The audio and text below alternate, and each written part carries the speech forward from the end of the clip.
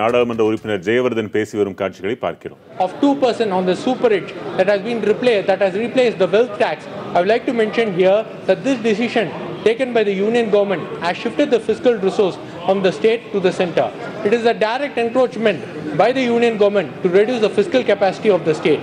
We have time and again asked the central government to include the surcharge on the superage and other surcharge in the divisible pool of resources to the states. However, no decision has been made by the central government in this regard.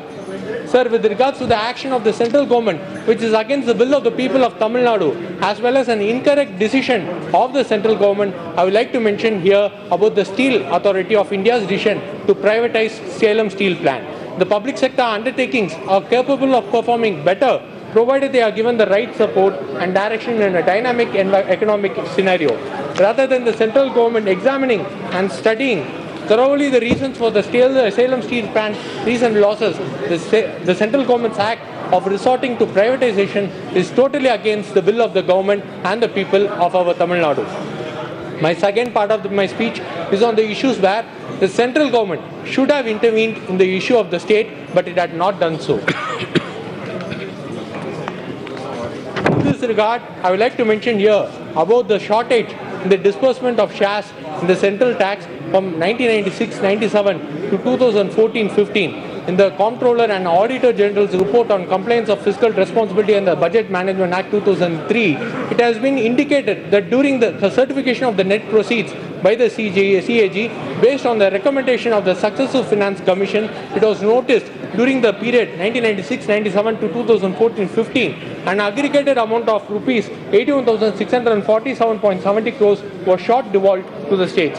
It is estimated that Tamil Nadu is eligible to get around rupees 4,500 crores as a shortfall in the share of central taxes devolved by the Government of India during that period.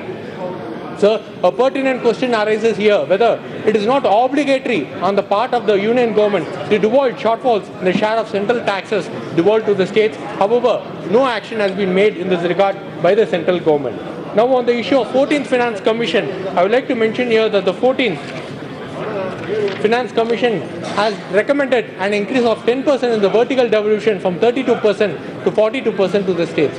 However, this effect has been neutralized by reduction in the horizontal devolutionary share of central taxes to Tamil Nadu from 4.969% to 4.023%. This reduction in the interstate share to Tamil Nadu is 19.04%, which is the highest erosion among all the states.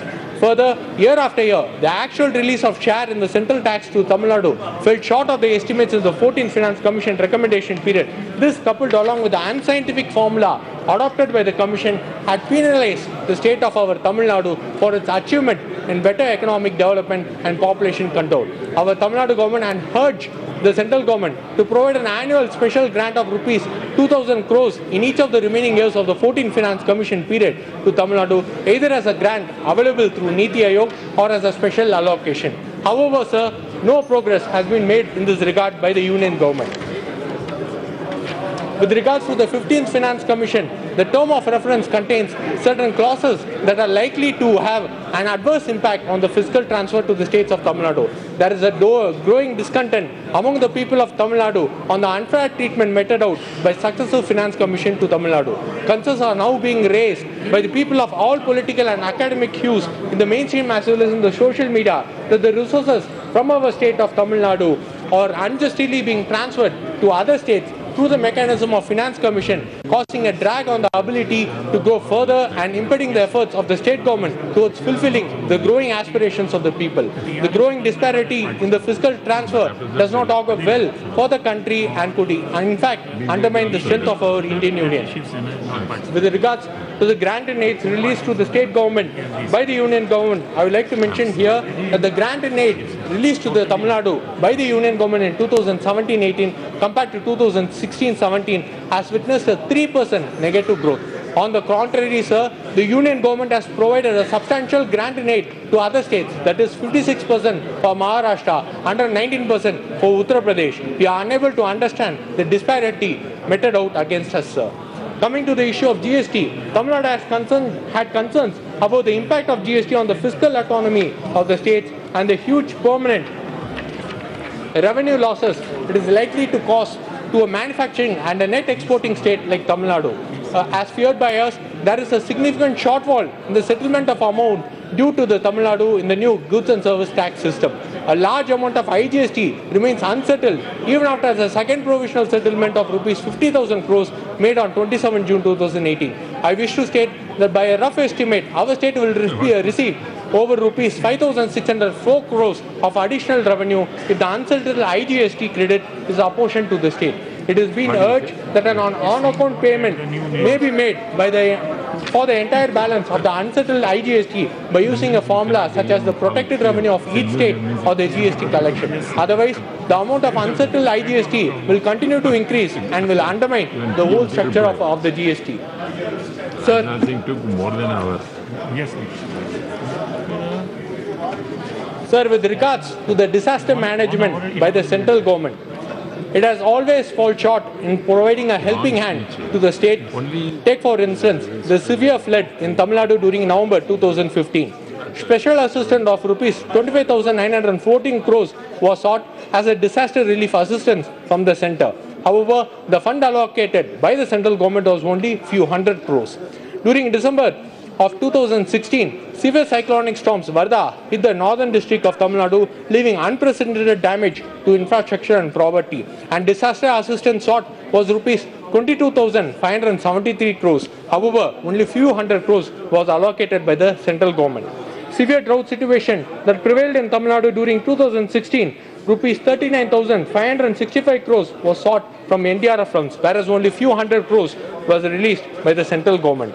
The 2017 severe cyclonic storm Oki, which caused extensive damage to Kanyakumari and adjoining districts, a sum of rupees 9,302 crores was sought by the state government. However, only few hundred crores was released by the centre. Sir, this clearly shows the state of the response and the helping hand provided by the central government to the state governments in times of distress. Sir,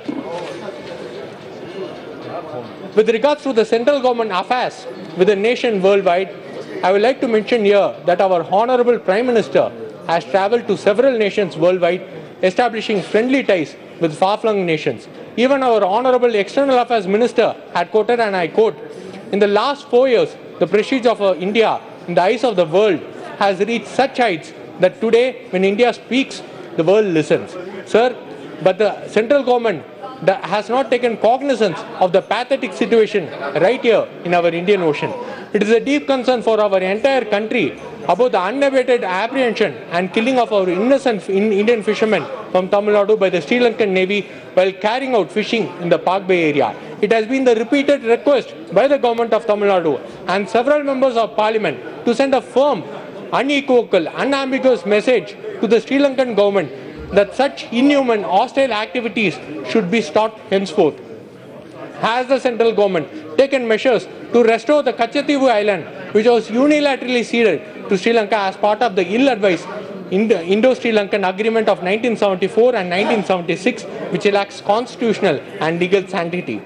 Has the central government taken measures to redraw the international boundary line? The answer is no. What about the Sri Lankan Tamil issue, sir? The entire world is aware that during the final stages of war, an ethnic pogrom and genocide was perpetuated on the Tamil minorities of Sri Lanka.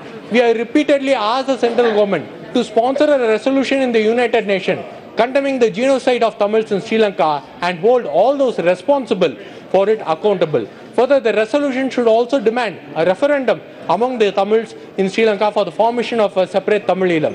Sir, did the government take any steps in this regard, sir? Finally, the government of Tamil Nadu has always been the harbinger of cooperative federalism, working in tandem with the government of India towards the progress of our nation. One of the fundamental principles of this cooperative federalism is the timely fulfillment of the commitments it made, and fulfilling the commitments forms its bedrock. The central government's falter in the commitments will severely deter the socio-economic development of the state and our entire country. Sir, we in Tamil Nadu, under the leadership of Perenja Perundage Anna, Puratchi Thalaivar MGR and Puratchi Thalaivi Amma, have always pleaded for an increased role of the states in the development and the nation building process, and for a greater fiscal autonomy of the states. It is our belief that a strong union can emerge only out of a strong state, and India's governance structure has to reflect more and more federal features. Thank you, sir.